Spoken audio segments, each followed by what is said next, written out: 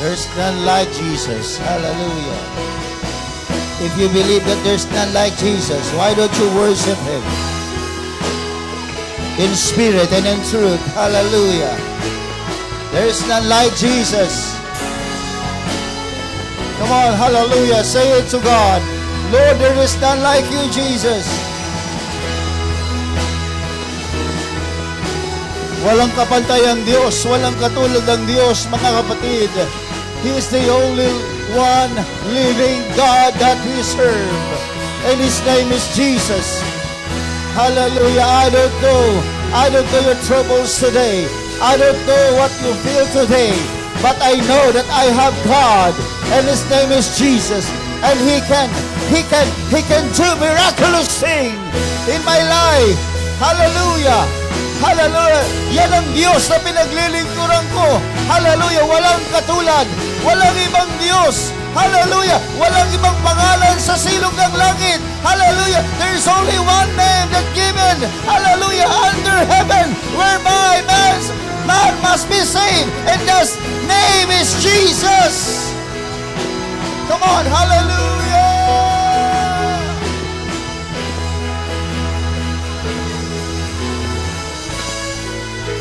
Hallelujah!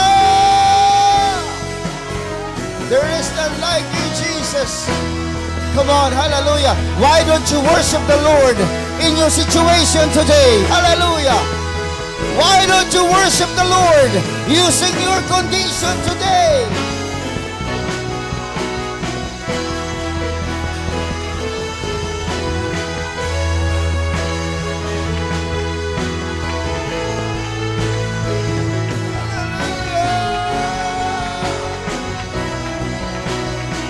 Feel the presence of the Lord in this congregation.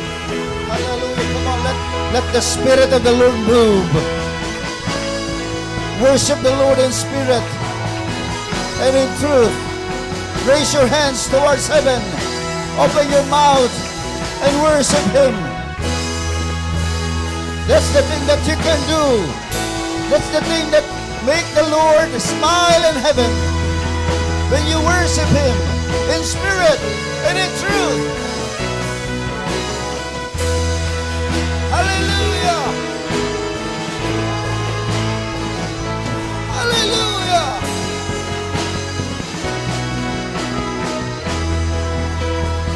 Hallelujah.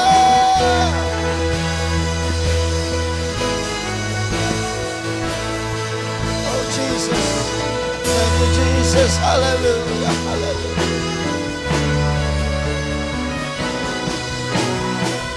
Hallelujah, hallelujah. Hallelujah, hallelujah, hallelujah. Thank you, Jesus. When you worship the Lord, despite of your condition, that's not being religious. That's being spiritual. The Lord is not looking for a religious person. God is looking for a spiritual person. The Bible says that God is looking for a person who will worship Him in spirit and in truth. You don't need to be hypocrite today. The Lord knows your heart. Alam ng Diyos ang laman ng ating mga puso, mga kapatid. Alam ng Diyos kung tayo'y nalulumbay. Alam ng Diyos kung tayo'y nasasaktan. Alam ng Diyos kung tayo ay masaya. Hallelujah. There's no space for hypocrisy in front of God. Just you and your God. When you go to church, leave your hypocrisy in your house. This is the place wherein there is no place for hypocrisy. If your heart is glad, I can see it glad. I can see your hands. I can see and I can even hear your worship and your praises. But if your heart, hallelujah, is full of trouble today, I can still see, hallelujah, your heart. I can still hear your prayers, your worship, your praises. There is no place for hypocrisy in the church. All people use that, and they don't prosper. Hallelujah. But the people of God is controlled by the Lord Jesus. You worship Him in spirit and in truth. There's no hypocrisy. Hallelujah. Just raise your hands, wave your hands to the Lord, and shout out to God in a voice of triumph.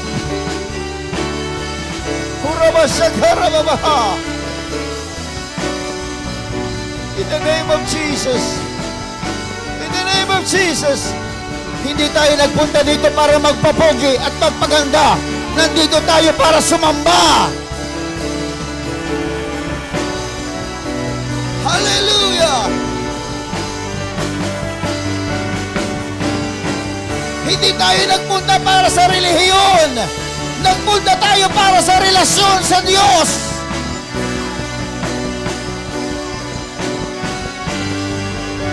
Woo! Hallelujah! Come on! Give your best to the Lord. Give your best praises. Give your best worship to God. He deserves it. He deserves the best worship. He deserves the best praises. He deserves everything. Hallelujah, hallelujah, hallelujah. Come on, hallelujah. Just do your part. Gawin natin ang ating bahagi sa pagsamba ngayong araw. Bago tayo makinig sa bahagi ng Diyos, ibigay natin ang bahagi natin, mga kapatid, sa gawain ito. And that is to worship the Lord in spirit and in truth. Yes! Yes, yes, yes! Hallelujah!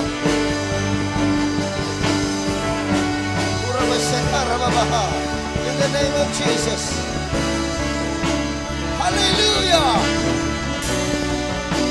Hallelujah!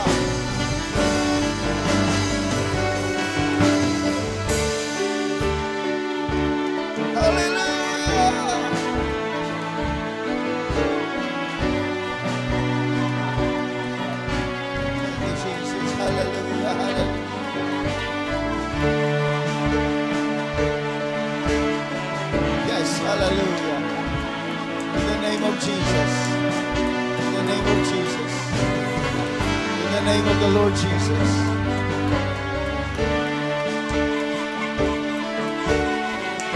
Hallelujah. Hallelujah.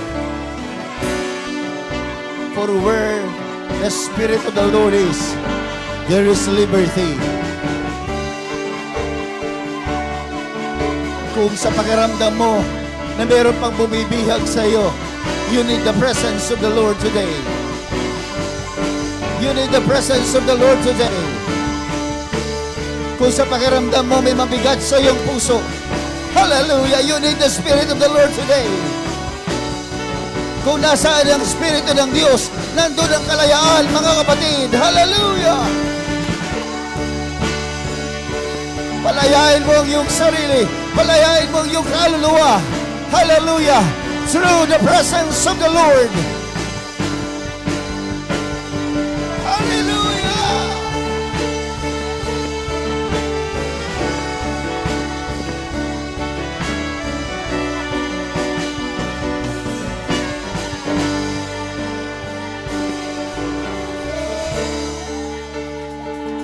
Yes, hallelujah.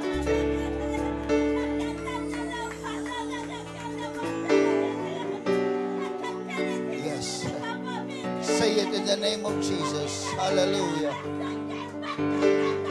Say it in the name of the Lord. Hallelujah. You have your liberty today to praise and worship the Lord Jesus.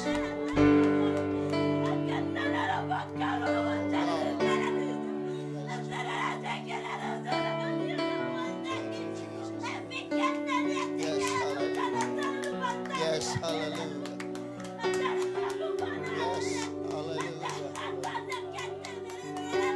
Yes, hallelujah. Yes, hallelujah. Yes, hallelujah. Hallelujah. Yan ang kaluluwang sumasamba. Yan ang kaluluwang nagpupuri. Hallelujah. Hallelujah. In the name of Jesus. Don't be afraid. Hallelujah. That's the language of the Spirit. Hallelujah. Hallelujah. The Spirit of the Lord inhabits in the praises of His people. Hallelujah. Thank you, Jesus. Let's clap our hands to the Lord. Thank you, Jesus. Hallelujah. Hallelujah.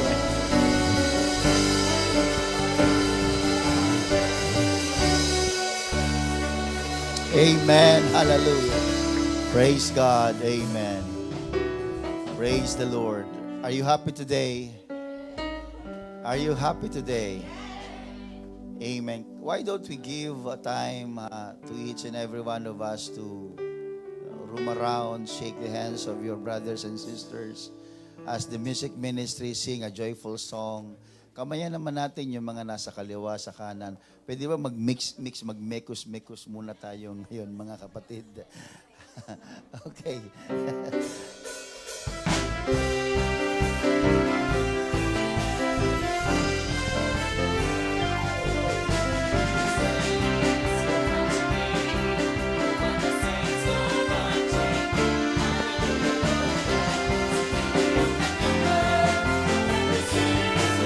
Sige po, hallelujah. Let's shake the hands of each other. Bawat isa, kamayan natin mga kapatid.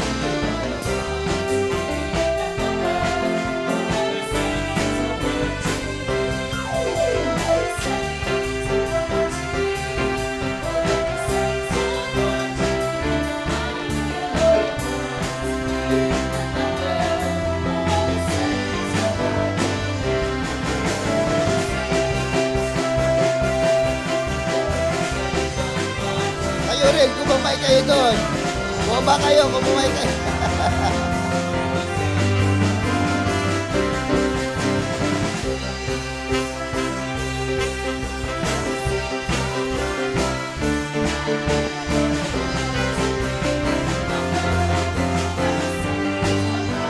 Amen.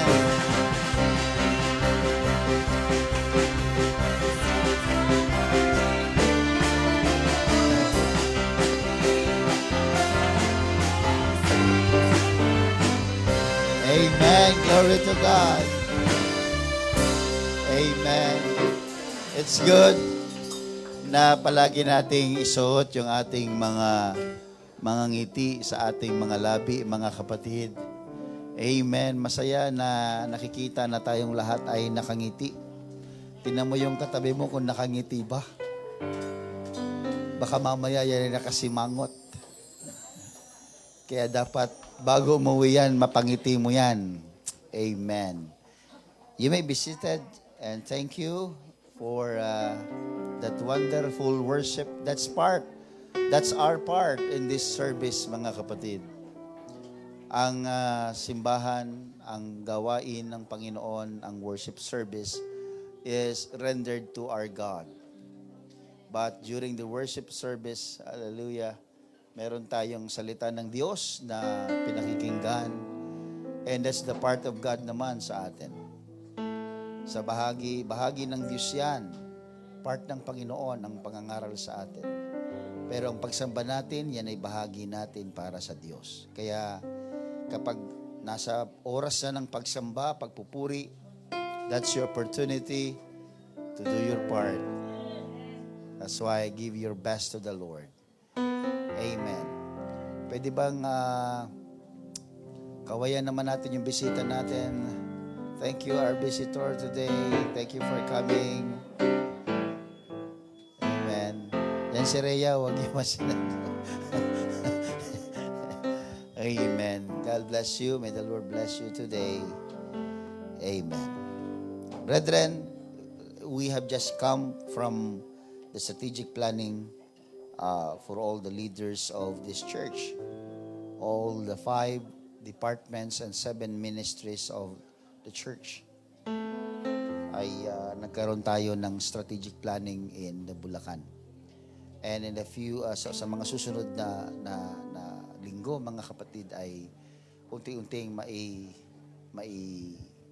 announce ang mga gawain, ang mga konting additional sa gawain, ang ating discipleship system will be announced linggo-linggo. And there will be trainings in the future. So, we need the help of the Lord. Kailangan natin ng tulong ng Panginoon. Ginagawa natin ito para hindi lamang tayo maging organisadong simbahan. Ginagawa natin ito kasi we are preparing ourselves na makareceive ng blessing sa Panginoon. Ang pagtanggap po ng pagpapala ay hindi po aksidente. Hindi ako naniniwala sa salitang aksidente, mga kapatid. Naniniwala ako sa salitang kalooban ng Diyos. Pag ang sarili mo inihanda mo para sa gawain ng Diyos, mapapansin mo, gagamitin ka ng Diyos. Walang pinagkaiba sa pagsisimba. Pag Sabado pa lang, inihanda mo na yung damit mo, natulog ka na ng maaga, nag-devotion ka sa gabi bago ka matulog. Kinabukasan, alam mo na ang gagawin mo, maayos yung mood mo sa gawain ng Panginoon. Because you have prepared yourself the day before the gawain o ng conference o ng worship service. Ganon din sa atin pong mga buhay at ang simbahan. Kapag ang simbahan ay naghahanda, iniaayos ang mga bagay-bagay sa pangangasiwa ng simbahan, ang Diyos ay magbubuhos ng pagpapala. Yan. Hindi lang paglagong spiritual, maging paglagong financial, paglagong spiritual, physical, o material. Ang Diyos ay nagpapala. Ang Diyos ay Diyos ng kaayusan. Kapag tayo maayos, ang pagpapala na mamagnet natin. Kaya sabihin mo sa katabi mo, umayos ka. Umayos ka.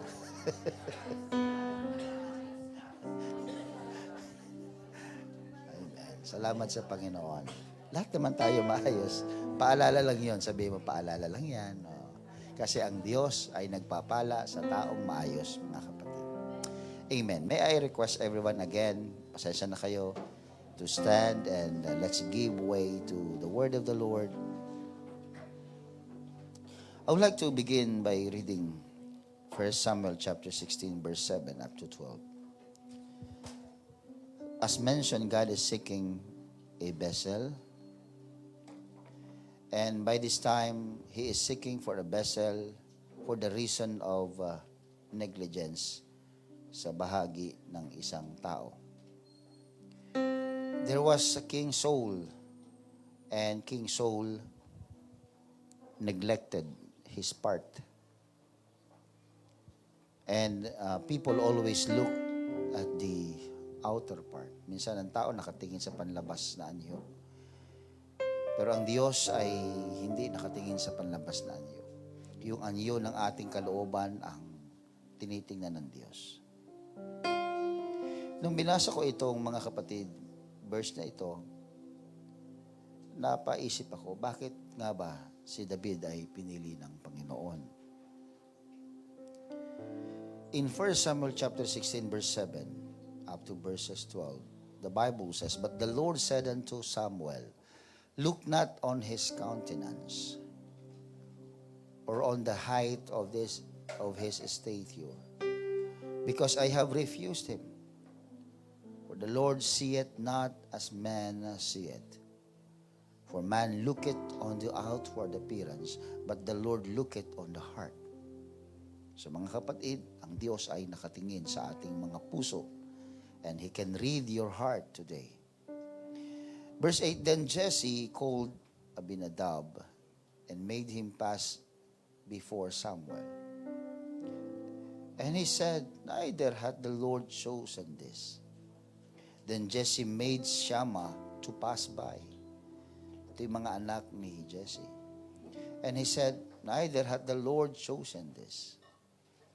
Verse 10, Again Jesse made 7 of his sons to pass before Samuel. And Samuel said unto Jesse, The Lord hath not chosen this. Walang napipili ang Diyos sa mga anak mong ito. Verse 11, And Samuel said unto Jesse, Are there all thy children? Lahat na ba yan ang anak mo? And he said, There remaineth yet the youngest. Mayroon pang bunso, sabi niya. And behold, he keepeth the sheep. Siya ang tagapag-alaga ng tupa.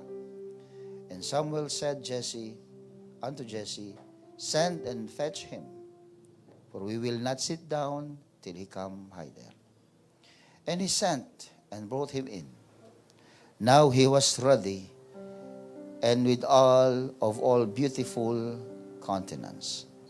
Pogi po si David, mga kapatid. Magandang pangangatawan. And goodly to look to. And the Lord said, arise. Mismo ang Diyos, mga kapatid, na nagsabi, tumayo ka, Samuel, anoint him, for this is he. Ang Diyos ang pumipili, mga kapatid. Si Samuel ay kasangkapan lang to anoint. But God is the one who choose. Who will be the next leader, who will be for somebody, mga kapatid. For some reason, mayroon pong pagagawa ang Panginoon. But I want to tell all of you today that we are not just invited in the church. We are chosen by God. Pinili po tayo ng Panginoon.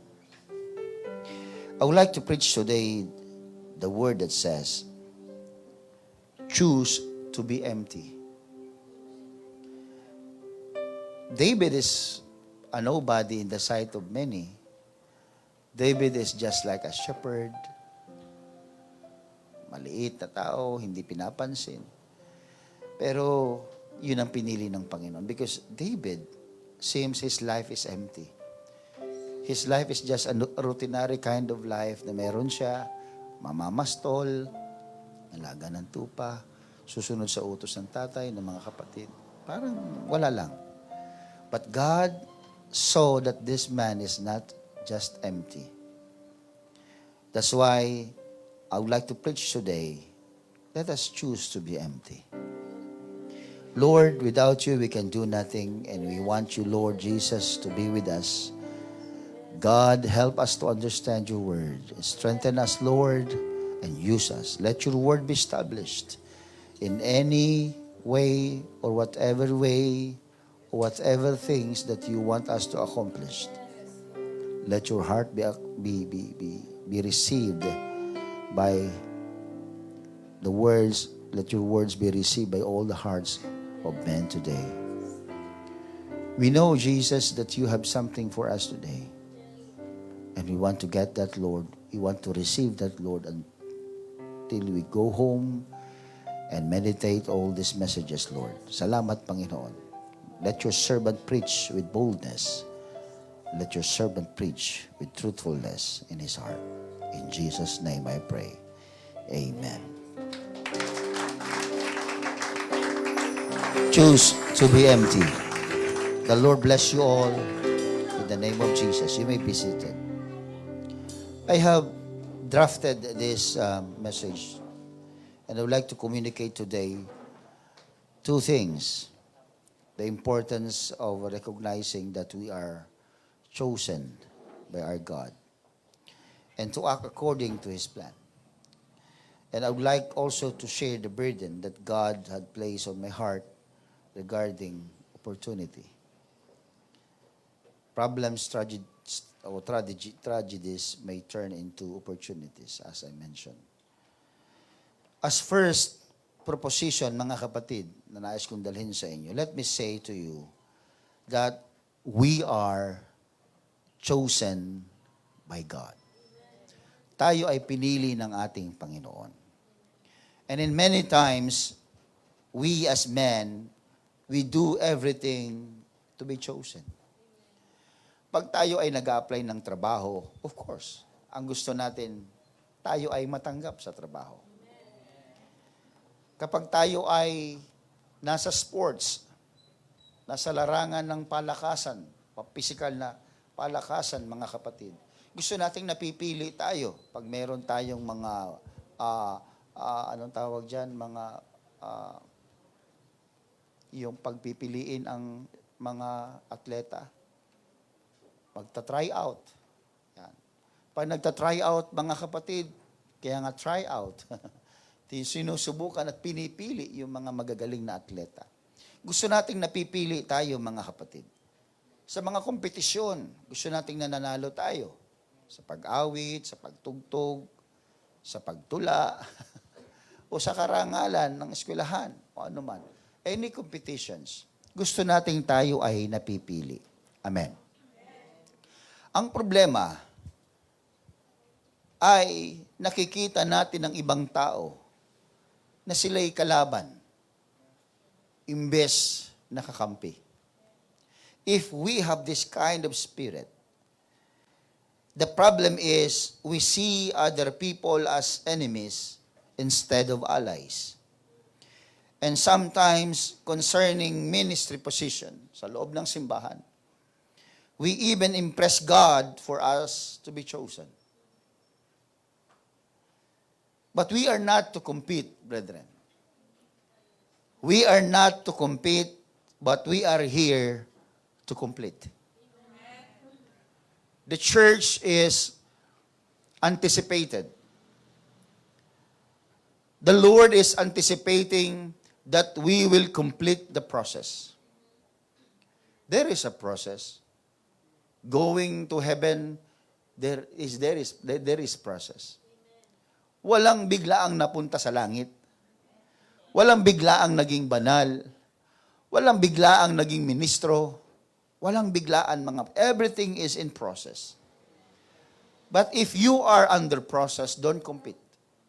Because you are not called to compete, we are called to complete. Tinawag tayo para makumpleto natin ang proseso ng Diyos na inilagay sa ating harapan. In Romans chapter 12, verse 4, let me remind you, brethren, of this.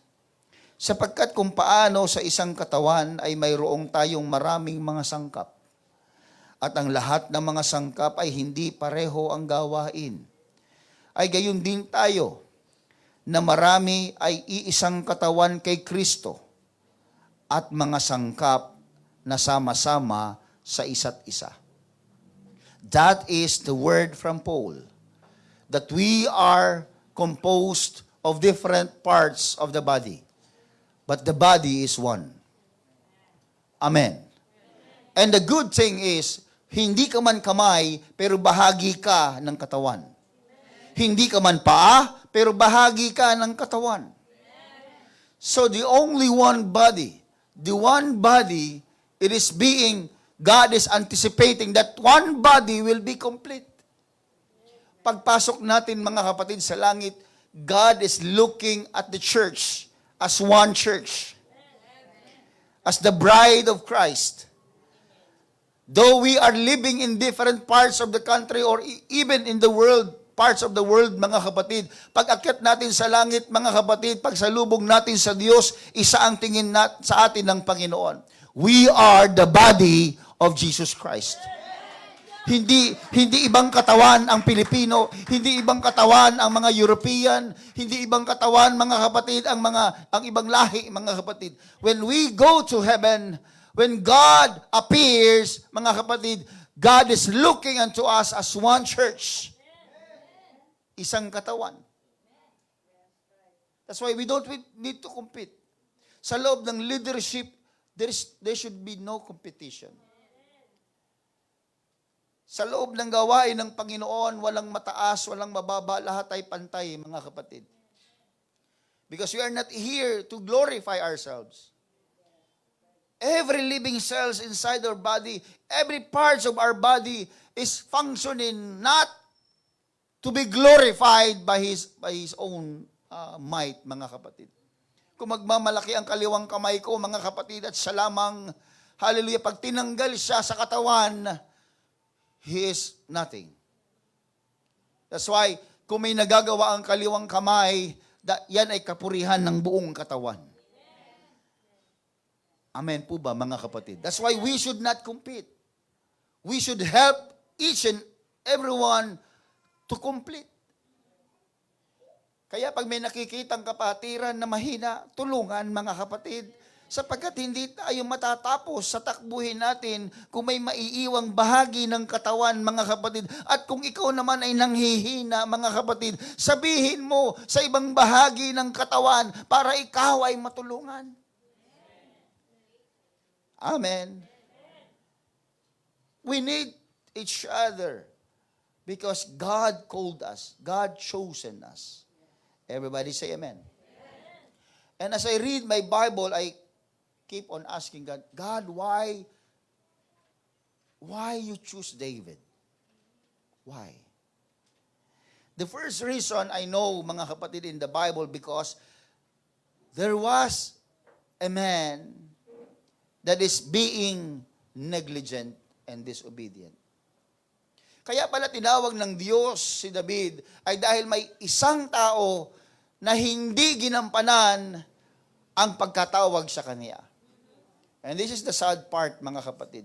If you are going to look at it, yung perspective ng leadership, mga kapatid, this is heavy. In the perspective of leadership, this is heavy, mga kapatid. But in the perspective of, as a whole, as a general, kaya pala ang Diyos, mga kapatid, ay tumatawag, it's because the process is being stopped.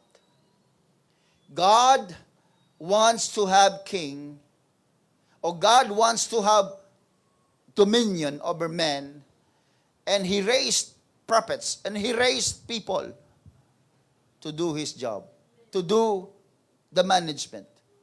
God didn't ordain king at first. Hindi naman niloob ng Diyos na ang kanyang structure is may hari. What He wants is just a prophet. He raised prophets, mga kapatid. Ang Diyos ay tumatawag ng mga propeta. Because the form of government is a theocratic form of government. God is our king, and we serve our God. But when man fall into sin, at natutong tumingin at magkumpara, natutong magkumpit sa bawat isa, that's why they ask a king among Israelites. Gusto nilang magkaroon ng hari. Pero mga kapatid, that's why King Saul was chosen. Because out of what? Out of the man's perspective. Out of the man's will. Pero hindi tumagal ang pinili ng tao. Kaya sa bandang huli, nakikita ninyo mga kapatid, nung binasa natin, ang Diyos na ang pumipili. Sapagkat nung pinili ng marami si Haring Saul, because he is a tall man, matikas, matipuno, malakas. Sabi ng mga tao, siya ang bagay na maging hari. Pero hindi tumagal ang pili ng tao. At nung ang Diyos ay tumawag, mga kapatid, ang Diyos ay pumili, perpekto. Because God is not looking on the outward appearance of men. Hindi nakatingin ang Diyos sa natapos mo. Hindi nakatingin ang Diyos sa iyong mga kaibigan, sa background mo, sa pera mo, sa kaalaman mo. Ang Diyos ay nakatingin sa puso ng tao, hallelujah, na marunong sumunod sa kanyang mga salita. And David was chosen because there was Saul who is being negligent to his calling. In reality, mga kapatid, tayo pinili ng Diyos dahil meron pong mga disobedient at negligent. Hindi natin alam, baka yan ay mga magulang natin. Kaya kung ikaw lang ang nag-iisang Kristiyano sa inyong pamilya, magpasalamat ka. Kung ang mga magulang mo ay hindi pa Kristiyano, hindi pa converted, kung mga kapatid mo hindi pa converted, remember, mga kapatid, the goodness of the Lord leads you to repentance.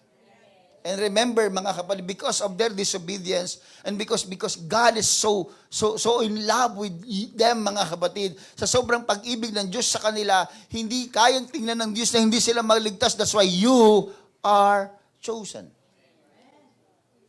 Sa dinami-dami, mga kapatid, ng kamag-anak ninyo, ikaw ang napili ng Diyos. It's not because ikaw lang mahal ng Diyos. Sapagkat gusto ng Diyos na mga kamag-anak mo, kaibigan mo, ang iyong pamilya ay mahakay mo. That's why God chose you. Because those people are being negligent. Hindi pinapansin ang salita ng Diyos, hindi pinapansin ang gawain ng Diyos, hindi pinakikinggan ang salita ng Panginoon. Because God so loved this world, mga kapatid, dahil mahal na mahal ng Diyos ang mga tao, mga kapatid. Anong ginawa ng Diyos? Pinili ka para ang mga taong yan ay maligtas din, mga kapatid. Tingnan mo ang sarili mo nakasangkapan. Amen.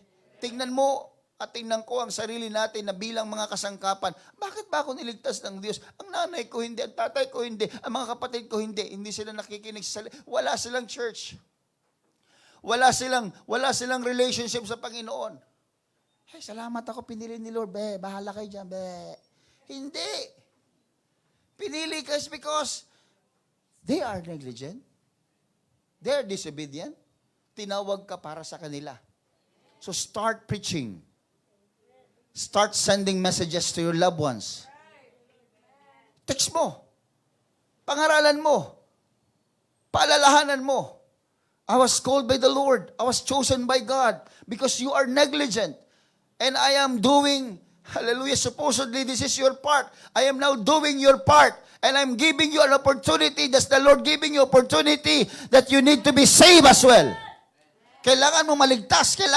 You need to speak, mga kapatid. God did not just choose you without any plans, without any mission. Hindi ka pinili ng Diyos para tumangalang, mga kapatid. Sorry for the word. Hindi tayo pinili ng Diyos, mga kapatid, para tumunganga lang. Pinili tayo ng Diyos para magpaalala sa kanila.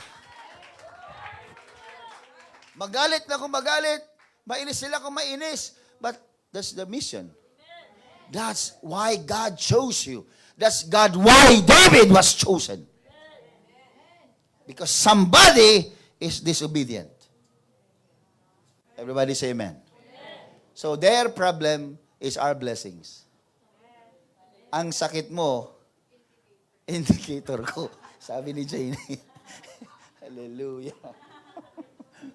Dahil sa kanilang hindi pagsunod, natawag ka tuloy. Lahat ba dito tinawag? Taas niya kami ng mga tinawag ng Diyos. Taas, parang hindi kayo tinawag. Yan, sige. Sinitsitan lang ko ni Lord. Psst. Tinawag tayo, mga kapatid. And we would like to congratulate our newly baptized brethren. Palakpakan naman natin ang Panginoon. Amen. Sa assistance ng kanilang mga magulang, sila ay nabautismuhan. Salamat sa Panginoon. So, another reality is, our calling can be void if we are not to commit ourselves. Kaya may sinabi sa Biblia, many are called but few are chosen.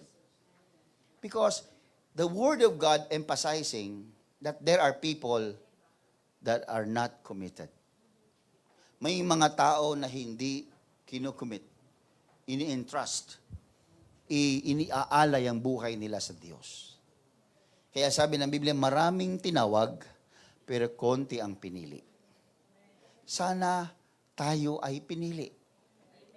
Bakit sana? Kasi depende yon sa commitment mo.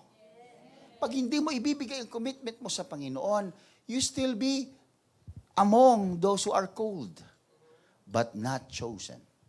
Our goal is to be chosen. Everybody say amen. That's why don't be negligent. Huwag tayo maging pabaya, mga kapatid. Mga kabataan, this is not the time for us to be complacent. I know. Alam ko na ang inyong edad ay nasa edad na kung saan medyo medya pa. Maturity and yung childhood ninyo. Medyo nahihirapan pa kayo, mga kapatid. But I want to tell you, mga kapatid, magmula ngayon, habang maaga pa, learn to understand commitment. Learn to understand. Hindi madaling unawain, pero you need to understand commitment. Ang iba sa ako lately, mga kapatid, I go to school, di ba? Nakita nyo, ng bata pa tayo, we go to school. Masyado tayong, yung parang chill-chill lang pagpunta sa eskwelahan. Pag walang baon, nagagalit sa magulang. Tapos ulit sa eskwelahan, ang hahanaping una, mga kapatid, yung mga dabar cards niya. Tapos, anong gagawin natin? Magkakatabi sa upuan. Talaga, ang iingay-ingay. Alam mo, parang walang commitment. And there you go, the teacher is teaching. Ang pananaw ng teacher is for the benefit and the future of his students. Kaya grabe yung paso niya magturo. Pero tayo inaantok, walang kwento, walang gana. Because we don't understand that this teacher is looking for your future. Nakatingin yung guro sa kinabukasan mo. Nakatingin ang guro sa iyong pupuntahan. Nakatingin ang guro sa iyong kinabukasan. Pero tayo mga kapatid, hindi natin maintindihan.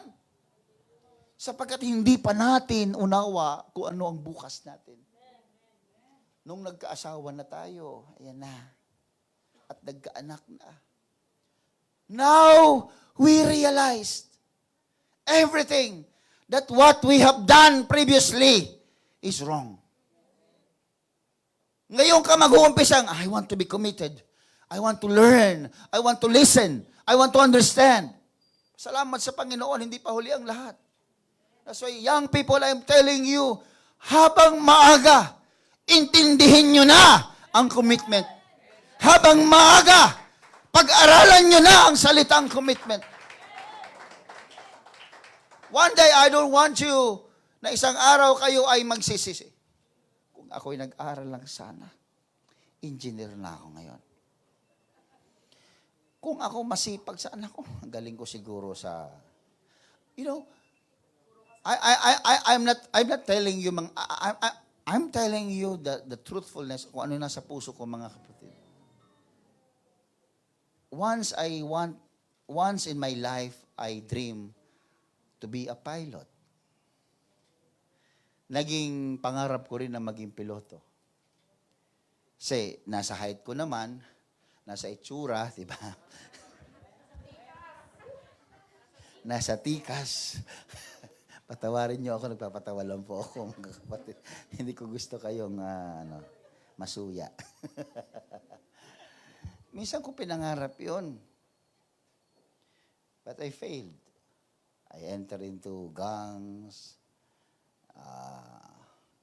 fraternities. I am not so committed sa pag-aaral. And I ended up, wala na. Nung gusto ko na ulit mag-aral, buti na convert na ako, mga kapatid. So sabi ko sa nanay ko, Ma, gusto ko ulit mag-aral. Yung nanay ko kahit na mahirap, sinubukan niya. Kung sino-sino yata Bombay ang hiniraman niya. Para lang mapag-aral ako. But I see myself na, wala na, hindi na. May anak na ako. So I switched to theology na lang. Ito na lang. But where's my dream? Wala na. Pero I ended up serving the Lord. And I ended up being committed sa word of the Lord. Okay pa rin. Tawag ng Diyos yun. Ayaw ko na yung regret same regret na meron ako ay makuha ninyo, ma-absorb ninyo. I want you to be more successful than your pastor. I want you to be more successful than any other people sa loob ng simbahan. Dream for that. It will start by commitment nyo. Makikita yan. Practicein ninyo. Paano ko lubos na maintindihan ng commitment, Pastor? By practice. Yung pagsisimba nga lang, hindi mo magawa linggo-linggo eh. That's commitment. Yung iba sa atin dito, mga kapatid, nanggagaling pa sa malayo. Ang iba dito, mga kapatid, nag-iipon, araw-araw, maitabi lang yung pamasahe para makarating dito. What's that? Commitment. Learn to do that. Learn to practice that every day. Para sa lahat ng ginagawa mo, may commitment ka. And the Lord will bless you. Kasi you are not negligent. Hindi mo sinasayang yung pagkakataon. Maraming salamat may nagtuturo sa atin, mga kapatid. Maraming salamat. Kasi kung walang magtuturo sa atin, hindi natin marirealize, tama yung sinabi ni Pastor, tama yung sinabi ni teacher, tama yung sinabi ng magulang ko. Kaya mga magulang minsan, yung frustration nila, na ibubuhos sa anak, mga kapatid. How I wish and I pray that all my children maging professional. Pero sabi ko sa kanila, that's a second priority in your life. I want you to be professional, but don't forget that the calling of the Lord is more higher than any profession in this world. Mas mataas ang pagkatawag ng Diyos kaysa sa mga profesyon sa mundong ito. You can be a lawyer and also a liar. You can be an engineer or engineer. Pwede. But when you stand behind the pulpit, physicians, engineers, lawyers, and every dignitaries, when you preach the Word of God, hallelujah, ikaw ang ginagawang daluyan ng Panginoon para ang kanilang buhay ay mabago, para ang kanilang kaluluwa ay maligtas. And that's a high calling. Amen. That's why I'm telling you today, commitment is important. Young people, I am addressing this to you. We don't want to see you PC Care Pilar in 10 years after, mga kapatid, at pasway-sway ang mga kabataan natin. Sa umpisa, minsan magana, pero bandang huli, nawawala. Because of commitment. Kayo sa eskwelahan, nung pumasok kayo, nung first quarter ng taon, na pagpasok niyo, talagang bago ang lapis, bago ang mga ballpen, mga notebook, ang bag, ang kintab, talaga namang pati uniforme, maayos, planchado. Nung second quarter, mga kapatid, puro drawing na yung notebook, bali na yung lapis, maingay na sa loob ng classroom, dugyot na yung suot niya. Ano ba yan? Sa umpisa lang. Wag, mga kapatid. Ang Kristyanismo ay ganun. Ang Kristyanismo, pag nag-umpisa ka ng tama, siguraduhin mo ang ending mo tama. Kung hindi, tatamaan ka sa Diyos, mga kapatid. Palakpakan natin ang Panginoon. Everybody say amen. We need to tell you this. I need to tell you this. Because hindi lang naman puro, spirituality is not just yung mga word na we need to be spiritual. Spirituality is a balanced life. Everybody say amen. So why God is easily replacing those negligent? Madaling palitan ng Diyos ang mga hindi sumusunod o yung nagpapabaya. Yan yung pangalawang dahilan kung bakit pinili ng Diyos si David. Because God sought a man. Ang Diyos ay humahanap ng tao. Maraming tao, pero may hinahanap siyang quality ng tao. And that is recorded in 1 Samuel chapter 13, verse 14. Ngunit ngayon ay hindi matutuloy ang iyong kaharian.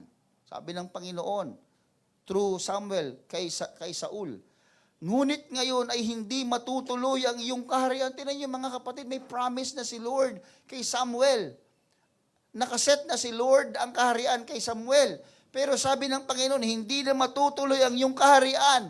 Ang Panginooy humanap para sa kanya ng isang lalaking ayon sa kanyang sariling puso. Tingnan niyo mga kapatid. Naghanap ang Diyos. God sought a man according to his heart. Kaya alam niyo mga kapatid, ang Diyos naghahanap po yan ng tao. Hallelujah. Humahanap ang Diyos ng tao, mga kapatid. Ibig sabihin, ang Diyos ay nagbabantay. God is always watching how we act, how we think, how we respond to life challenges. He watches over all attitudes of men. Nagbabantay ang Diyos. He is not a passive God. He is your God. He is my God. He watch over you. He watch over me. Sa panahon na meron tayong mga pagsubok, nakabantay siya. Paano ka mag-react? Sa panahon ng pagpupuri, nakabantay siya. Paano ka magpuri? Sa panahon na may mga kagalakan sa buhay mo, paano ka magalak? Paano mo i-manage ang buhay mo? Paano ka mag-isip? Paano ka magplano ng buhay mo? Ang Diyos ay nakabantay. Ang Diyos ay humahanap ng tao na ayon sa kanyang kalooban.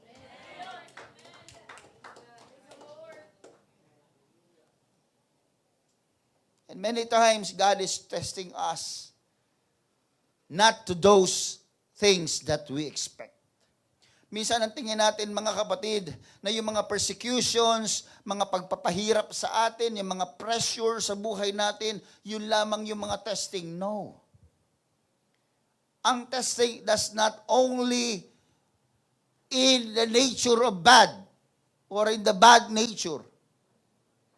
Nasa good nature din ang testing ng Panginoon. Di ba sabi nga sino ba nagsabi? Si Solomon? Sabi niya, wag mo akong payamanin. Baka makalimutan kita. Wag mo akong busugin, baka makalimutan na kita. Tingnan mo, ano ba yung pagkabusog? Ano ba yung yaman? Di ba positive yon? So, hindi lamang pala ang Diyos nagtetest sa negative. Bigyan kita ng karamdaman. Sige nga, tingnan ko nga kung yung pangalan ko babanggitin mo. Tulad ni Sister Venus. Muntik na masagasaan. Buti hindi sinagay, ay, tatay ko! Tatay ko. Hindi niya sinabing, di ba, nanay, mama! Hindi ganun tayo, wag natatakot, di ba, mama! Papa! Siya hindi, in Jesus' name. Papa Jesus. Salbahe kayo. Hindi ganon.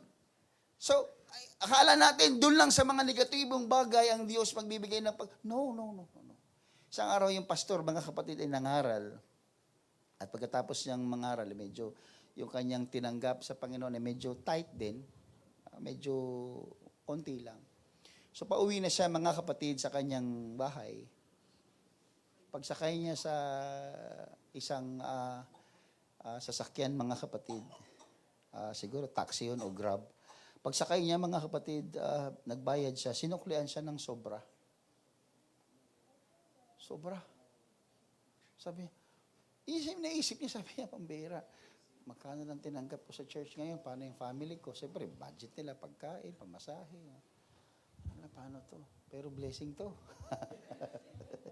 Sabi niya, blessing to, salamat Lord.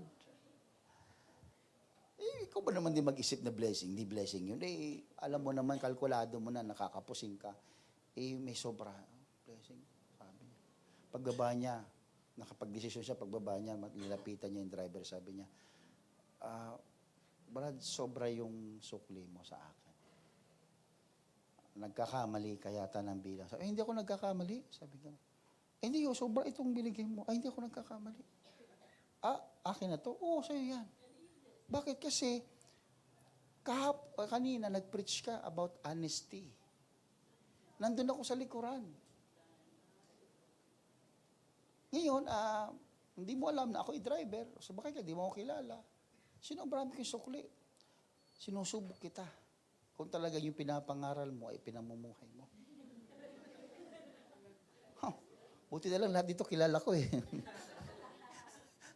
Baka kasi pagsakay ko ng tricycle, subukin din ako. Pero I'm telling you this, it's a joke, pero totoo. Ang Diyos hindi lang sumusubok sa panahon na tayo ay nasa pagsubok o yung mga negative. Ang Diyos din sumusubok sa pamagitan ng pagpapala. Kaya mag-ingat po tayo, mga kapatid. Dahil ang pagsubok, palagi nanandiyan. Because God is looking for a man. Humahanap ang Diyos. Nag-fail ka, magkano lang naman yung sobra? 20 lang naman, tinakbo mo pa. Sabi ni Lord, sayang. Kala ko siya na. O sige, ito naman. Iba naman ang tinest niya. Tinan niyo, mga kapatid, sa 20, halagang 20 pesos, o 50 o 100 man yan sumobra. Wag, mga kapatid. God is looking for a man according to His will, mga kapatid. Everybody say amen. So, in small things, God is testing us. Doors are easily open and closed through small hinges. Inobserbahan natin yung pintuan, mga kapatid. Mabubuksan mo, masasara mo gamit ang hinges, o yung bisagra. Alisin mo yung bisagra, mga kapatid, pagtulak mo, tumba yan. Tuwing tutulak mo, tutumba. So you need bisagra. That small hinges, that small things makes the door easily open and closed. Kung meron tayong maliit na bagay, what is that? That's our character.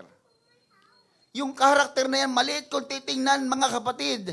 Pero yan ay nagbibigay sa iyo ng easy blessing, easy in and out ng problema. You will just sway. You will be flexible because of your attitude. Pag mayroong dumating sa buhay mo na hindi maganda, you will say, praise the Lord. Lalampas lang yun, mga kapatid. Pag bumalik, praise the Lord pa rin. Mga kapatid, walang pupuntahan. Hindi pwede magstay, mga kapatid. Yung mga pagsubok sa buhay mo because you know how to handle yourself. Sino dito natisod na? Taas ang kamay. Ako man din. Pero if you can't be flexible in offenses, there's one wrong with you. Sorry to say this, mga kapatid, tanggapin nyo lang, absorb nyo lang, it's because of your bad attitude. Isa na katisod, Pastor. Yes, I know. Pero why did you reacted like that? Bakit ganun ang reaction mo? Alam mo palang masama ugali niya, pero bakit ganun ang reaction mo? Parang lumabas sa ikaw pa yung mas masama ang attitude. Nakuha niyo ibig sabihin? Pag dumaan yan sa'yo, at ikaw ay flexible, you will just let it pass. Nakuha niyo ibig sabihin, mga kapatid, ang pintuan, pag may gustong pumasok, tutulak, papasok siya. Pag may gustong lumabas, lalabas siya. But you have the power to ipindutin siya at gawing lock siya o hindi siya makapasok. What I'm trying to say is be flexible. Pag may taong naninisod sa iyo, mga kapatid, o kinatisuran mo, mga kapatid, don't react na para bang mas masahot, sorry for the word, mas matindi pa yung kaya mong gawin kaysa sa ginawa niya sa iyo. Don't retaliate. Kung naninisod siya, di hayaan mo siya. Huwag ka, you just play. Sige, pasok ka. Pasok siya. Lalabas ka. Don't stay. Kaya minsan na may problema sa atin, di ba sabi ko noong nakaraan, alam mo na, corner mo na, lalabas na, huwag mo nang corner, palabasin mo na para wala ka na ring stress. Pag tinitisod ka, di ba stress sa sarili mo kung tinitisod ka, hayaan mo siya. Ba't ka naman natitisod kung hindi tama yung sinasabi niya? Ba't ka nagagalit? Kung tama naman yun, di huwag ka rin magalit. Bisagra ka lang. Sabihin mo sa katabi mo, isa kang bisagra. Hindi bisugo, bisagra. Iba yung bisugo, mga kapatid. Ganun lang, mga kapatid. Learn how to be flexible. Character is formed through pains, struggles, pressures, and also happiness. Ano pa? Material possessions, wealth, money. Ginagamit din ng Diyos yan para ma-form yung character natin. James chapter 1 verse 3, knowing this, that the trying of your faith worketh character. Patience is a character. An attitude that forms a character. Nakuha niyo ibig sabihin? Romans chapter 5 verse number 3, knowing that tribulation worketh patience. Again, yung tribulation, yung negative, yung mga pagtitisod sa iyo, mga kapatid, yung mga offenses, ano yan? Wino-work out niya na maging maganda yung attitude mo, na maging maganda yung character mo. Amen. That's why if we being negligent, if you forget that you are chosen, papatulan mo talaga eh. Amen? Katulad nung kinikwento nila kagabi sa akin, buti na lamang at may nagpaalala sa inyo, mga kapatid. May mabait kayong kasama. Oo. Diba? Nakikipag-away kayo. Christian pa rin tayo. Pero I am glad to hear na merong ganong mga kapatiran na nagbabantay sila sa mga nangyayari. Sensitive sila that they need to act still as a Christian. Kahit na tama kayo, kahit na tama ang posisyon ninyo, at sinasabihan kayong mali, don't react bad. React good. Everybody say amen. Let's clap our hands to the Lord. Louder, please. This is for the benefit and good of our soul. This is not for one man, mga kapatid. This is for the glory of the Lord, mga kapatid. We are trying to change ourselves, not for our own glory. We are trying to change ourselves through the Word of God for His glory. Ilan ba sa atin dito, mga kapatid, dumaan sa hirap, mga kapatid? O nahihirapan? Lahat na nahihirapan, taas ang kamay. O, pangalawang tanong, sino sa inyo dito ang naghihirap bagamat naglilingkod kayo sa Diyos? Hindi lang pera pinag-uusapan na, kalooban, ano pa, yung mga privileges, okay. Alam niyo, mga kapatid, I realize, minsan mga kapatid, nakwento ko nga sa mga leaders na for the past few months, I'm so occupied, mga kapatid. Busy. Dito, kaliwat kanan, mga kapatid. Huwag kayo mag-alala, hindi naman ito pang sa labas, kundi sa church pa rin siya. And one morning, I woke up, mga kapatid. It's heavy. Sobrang bigat. It seems na dumating sa akin yung burnout. Parang bigat na bigat ako. Sabi ko, dami ito ah.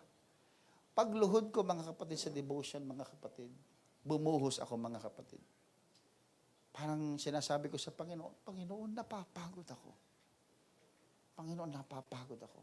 Napapagod din naman tayo, di ba? Pag hindi ka napapagod, ano ka? Hindi ka tao. Kalabaw. Kalabaw lang daw. Robot ka. Sino ba yung may robot? Ceramic kasi puro robot yung kasama mo doon, di napapagod eh. So sabi ko, napapagod ako, Lord. Iyak ako ng iyak sa Panginoon. There was one impression came to me. And it was paraphrased. Thank you sa mga nag-paraphrase. I was told by the Lord, don't worry because God gets the glory. Mapagod ka man, maghirap ka man, umiyak ka man, nasaktan ka man, don't worry, sabi ng Panginoon, because He receives the glory. Okay lang yun, di ba? Gusto kasi natin, pag napagod tayo, tayo ang susweldo. Tayong makikinabang. Pero ibang klase yun, mga kapatid, napagod ka, nasaktan ka, hindi ka nakinabang, sabi ng Panginoon, that's good! It's okay to receive pains, to suffer, mga kapatid, it's okay. Because God gets the glory. And if God gets the glory, you don't need to worry, mga kapatid. He will supply your needs. He will supply wisdom. He will supply you with people. Hallelujah. When I woke up, mga kapatid, I received that message from the Lord. And I was energized. Oo nga pala, no? Bakit ba ako napapagod? Ang Diyos naman ang nakikinabang ng aking pagod. Ang Diyos ang bibigay ng buhay ko. Ang Diyos ang nagpapala ng buhay ko. Ang Diyos ang may hawak ng being ko. Ako bilang tao. So, okay lang na mapagod ako para sa lumikha sa akin. Okay lang na ma-stress ako para lumikha sa akin. Para sa lumikha sa akin. I'm okay with that. And from that day on, nilagay ko na sa isip ko, pag napapagod ka for the work of ministry, don't you worry. God gets the glory. Amen. Amen. Ano ngayon kung may 100 ka na natitira sa pitaka mo at hinulog mo sa offering, magrereklamo, Lord, wala na ako eh. Baka next time ka na lang. No. Ihulog mo yan at sabihin mo sarili mo, I don't worry because God gets the glory. Hallelujah. Hindi ako pagkukulangin ng Panginoon. Hallelujah. Ang supply ng Diyos ay dadaloy sa akin. Always give God the glory. Narinig niyo yung testimony ni Brother Joselito noong nakaraan? Yung kanyang dollar na natitira sa kanya. Hindi ko alam kung $100 ba yon o $1. Ano ba yun, Brad? Baka Indonesian dollar naman yun. Ano yun? Singaporean dollar. Wah, grabe. Hinulog niya mga kapatid sa APYC. Pinalit ng Panginoon sa kanya, Ano? Girlfriend. Ay, hindi pa girlfriend. Wala pa palang girlfriend yan. Ano? Sabi niya in Jesus' name. Okay. Pinalitan ng Diyos ang supply sa buhay niya. Saan nagpapatotoo? Hindi naman natin pinilit yun sa kanya eh. Amen. Alangan naman patotoo ka dito lang kasinungalingan. Eh di namatay ka bigla dyan. Pag nagpapatotoo kayo, huwag niyong haluan mga kapatid ha. Baka biglang, ba't nangisay si sister? Nagugulat tayo. Nagwingisay yung mga tao doon. Kasi baka kasinungalingan yung sinasabi ninyo. Napupuspos siya. Napupuspos ng kasinungalingan. Amen.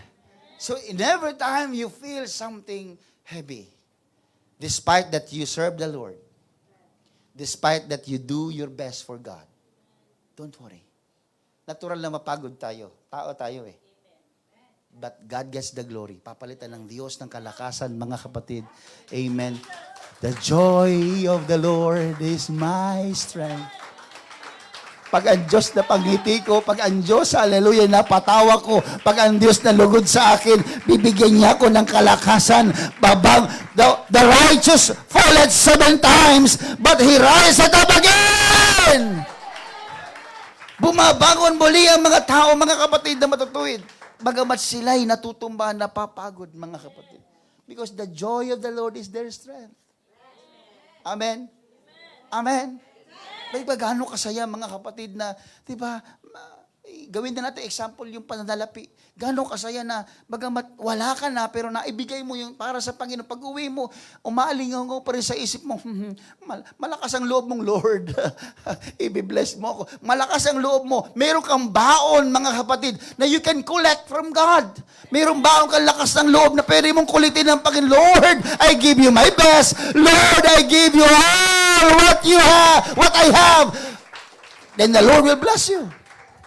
Kaya sabi ko, Panginoon, from now on, that's my motto in life. I don't need to worry because God gets the glory. Clap your hands to the Lord and say amen. Amen. Now, let me tell you, mga kapatid. There's one thing again, as in my proposition kanina, that tragedy can become an opportunity. Our tragedies, mga problema natin sa buhay, mga nangyari sa atin, ay pwedeng gawin ng Diyos na oportunidad para tayo lalong pagpalain. Now, I want you to pay attention in 2 Kings chapter 4. We will read in Tagalog, mga kapatid. 2 Kings chapter 4, verse 1. Sumigaw nga kay Eliseo ang isang babae na isa sa mga asawa ng mga anak ng mga propeta na nagsasabi, ang iyong lingkod na aking asawa ay patay na. At iyong talastas na ang iyong lingkod ay natakot sa Panginoon. At ang pinagkautangan ay naparito upang kuning alipin o alipinin niya ang aking 2 anak. At sinabi ni Eliseo sa kanya, anong gagawin ko sa iyo?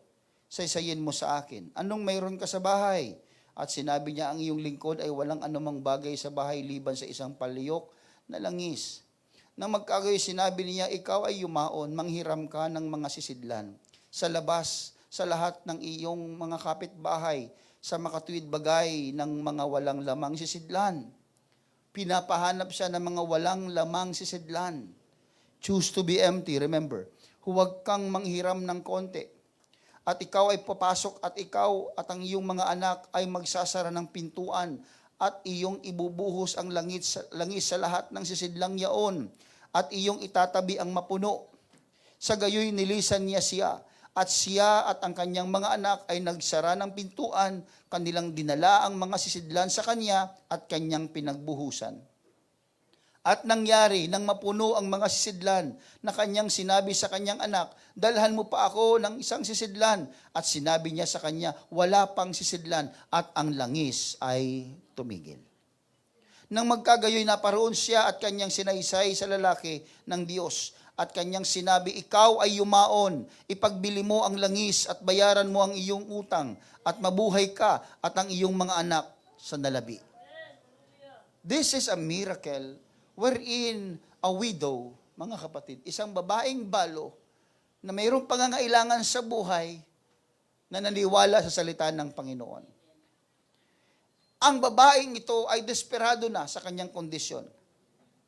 Remember mga kapatid na ang milagro ay ipinanganganak sa pamamagitan ng desperation. Miracles always born in desperation, out of desperation. Kapag tayo ay nasa desperadong bahagi na ng buhay natin, ang milagro ay nangyayari mga kapatid. Nung si Pedro ay muntik ng malunod mga kapatid, dumating ang Diyos sa kanya at kinuha ang kanyang kamay at siya'y hindi nalunod mga kapatid. Nung si Abraham ang kanyang anak ay akmang niyang papatayin at ihahandog sa Diyos, ang Diyos ay pumigil sa kanya. Palaging may milagro na ang Diyos nilalabas kapag tayo ay nasa gitna ng ating desperation. Everybody say amen. Ang point natin mga kapatid ay ganito. Ang tragedy ay nangyayari kahit kanino. Huwag natin ito isipin na sa mga iilan lamang mga tao binibigay ang ganyang klaseng pagsubok. No. Lahat po tayo ay dumadaan sa pagsubok. Then, if it happens to everyone, we must be prepared for it. Maaring iisipin mo ngayon, wala pa naman, pastor, hindi pa naman ako dumadaan sa ganyang pagsubok. Then, magpasalamat ka at dapat mo lalong ihanda ang sarili mo kung alam mo na may darating palang problema sa buhay mo. Wala pa naman pong bagyo, pastor. Tsaka ako na malalaman yan pag bumagyo kung butas nga ang bubong ko. Hihintayin mo ang bagyo bago ka umakyat sa bubong at i-repair ang bubong mo. Habang wala pa mga kapatid, maghanda. Amen. At saka na ako magsisisi ng aking mga kasalanan. Pag alam ko nandiyan na talaga ang Panginoong babalik, sorry, God will not tell you when He is going to come back. Hindi siya magsasabi sa iyo, Ami, bukas ha, ang ganitong oras darating na ako. No. Ano yon? Parcel?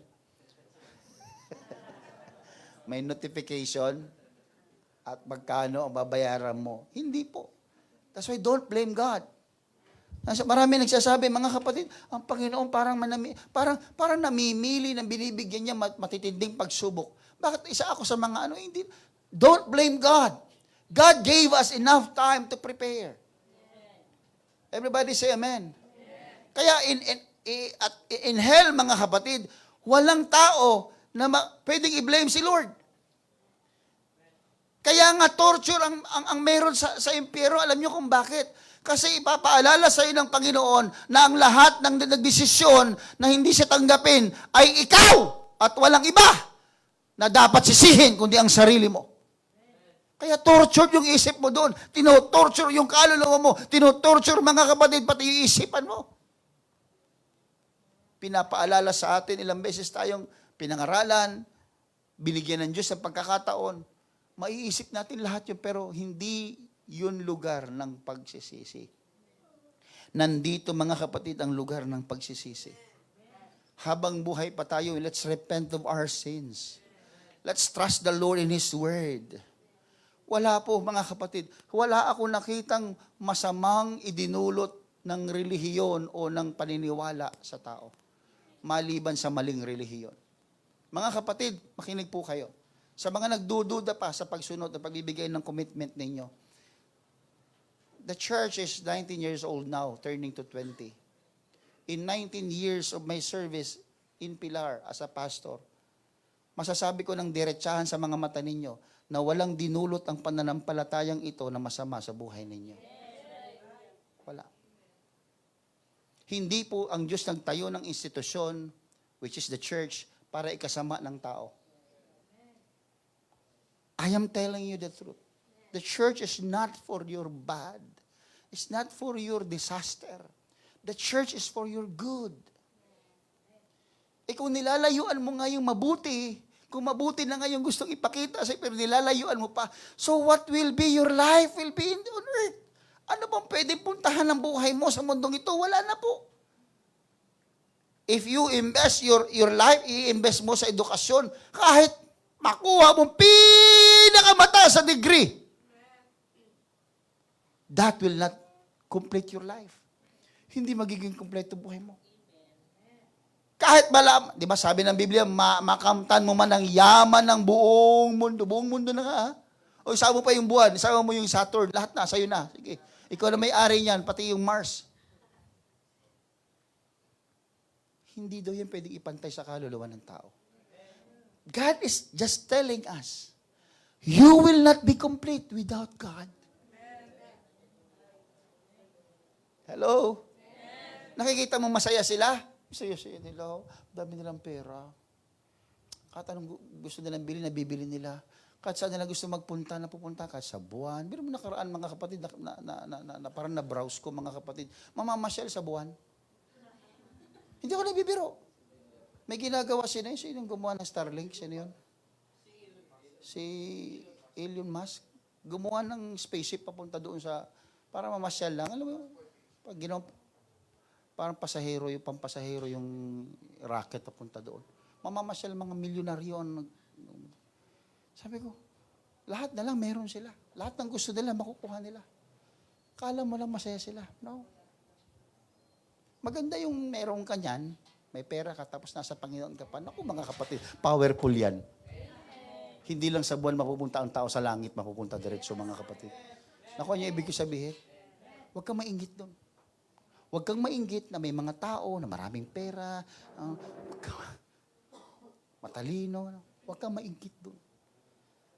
Sapagkat sinabi ng Biblia, directly sinabi ng Biblia, you are complete in Him. Only with God.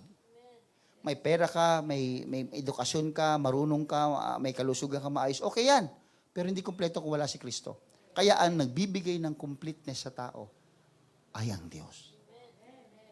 Kaya kahit marami ka ng mga bagay na wala ka naman iglesyang kinaaniban, walang pastor na kinikilala, walang sinusundang relihiyon, walang sinusundang salita ng Diyos, you are not complete.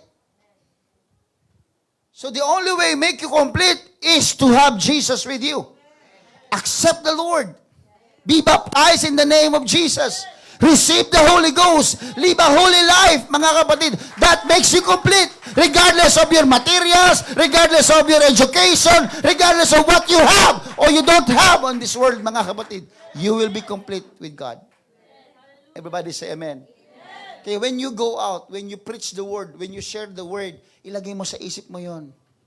I want this person to be complete. Pag tinanong ka, ba't ang tsaga-tsaga mo sa akin, sister? Ba't ang tsaga-tsaga mo sa akin mag-share ng word of God? Di na nga kita pinapansin minsan, nainis na ako sa'yo. Diretsuhin mo siya. Because I saw you not complete. Isang bagay lang makapagkukumpleto sa'yo. Sabihin mo diretso, God. Matalino ka, very promising, maraming pera, maraming kaibigan, that's good. Pero may isang bagay na kulang sa'yo. Kaya tiningnan ng Panginoon si Nicodemus. Nakikinig ba kayo?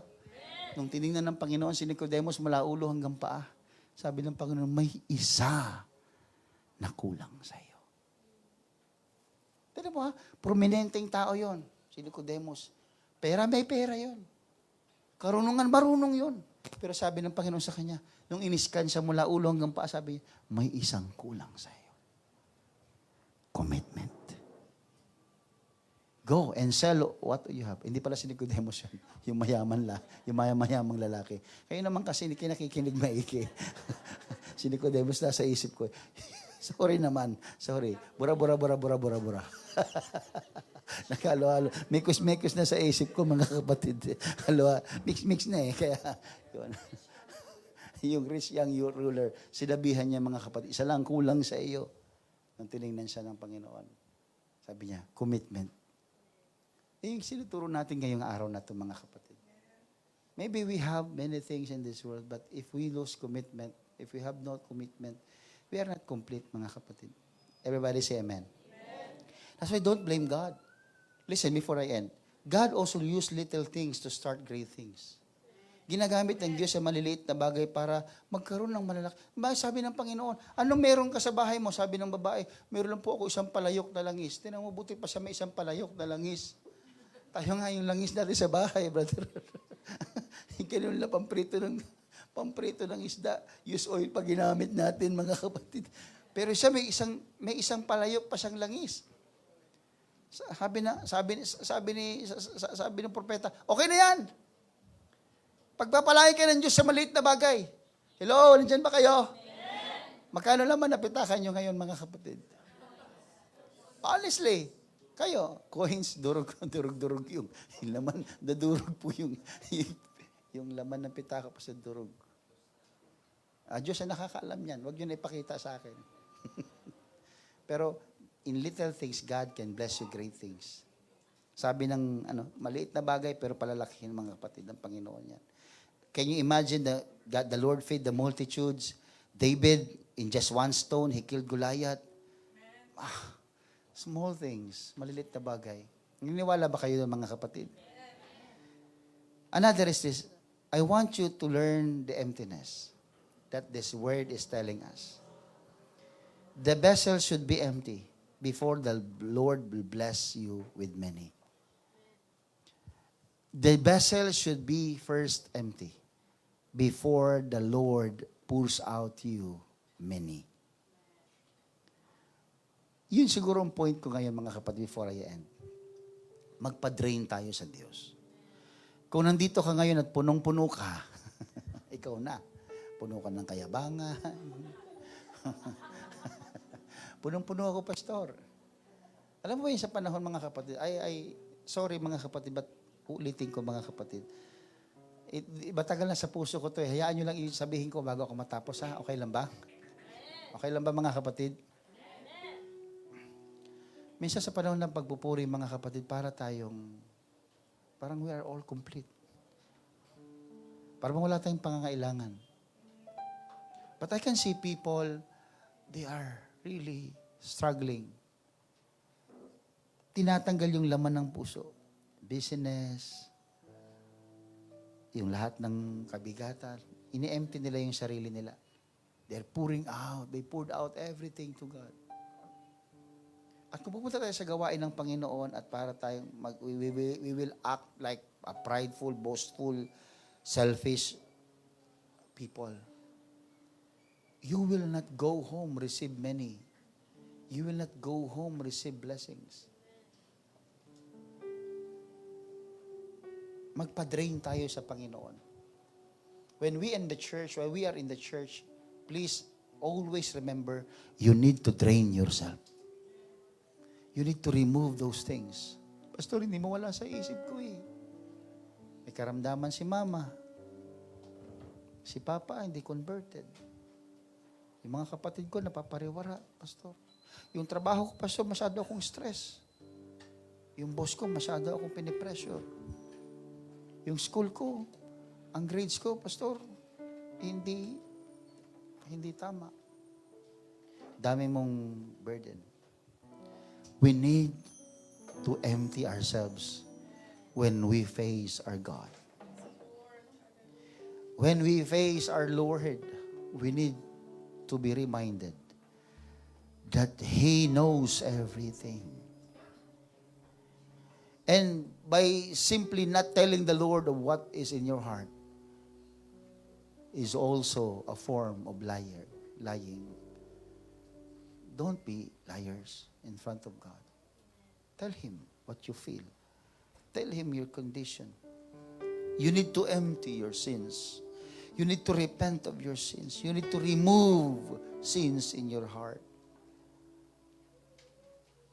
And look to what God can give you. Believe in the promises of God. Alam niyo mga kapatid, to be effective in your prayers and even in your worship or a relationship maybe with God, listen with me. Tingnan niyo ako. Pakinggan niyo ako. Promises. That word, kinanta natin kanina, promises. We live by the promises of God. Alam niyo mga kapatid, I want you to bring this with you today. Kaya effective ka mag-pray, alam mo kung bakit? Kasi naniniwala ka sa promises. Alam mo, kahit na mabigat yung kalooban mo, kahit dahil problema sa bahay, dahil pressures, Pag nagpupuri ka, bakit ang saya-saya mo magpuri? Talaga pag umiiyak ka talaga, you give everything. Alam mo kung bakit? Kasi nakatatak sa isip mo na may pangako ang Diyos sa'yo. You will be able to express the truth, the Spirit, the truth. Because you believe that God promised me something. Okay lang. Yung may karamdaman ka, tapos nagpupuri ka, sabi mo, okay lang, Lord. Karamdaman ako, pero nangako ka naman, di ba? Bibigyan mo ko ng buhay na walang hanggan. Di ba, sabi mo, Panginoon, wala nang luhang papatak sa aking mga mata pag ako'y nasa iyong kaharian. You live by the promises of God.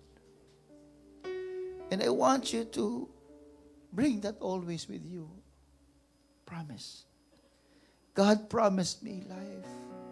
God promised me that He loves me so much. God promised me that He will never leave me nor forsake me. God promised me that He will wipe away tears in my eyes.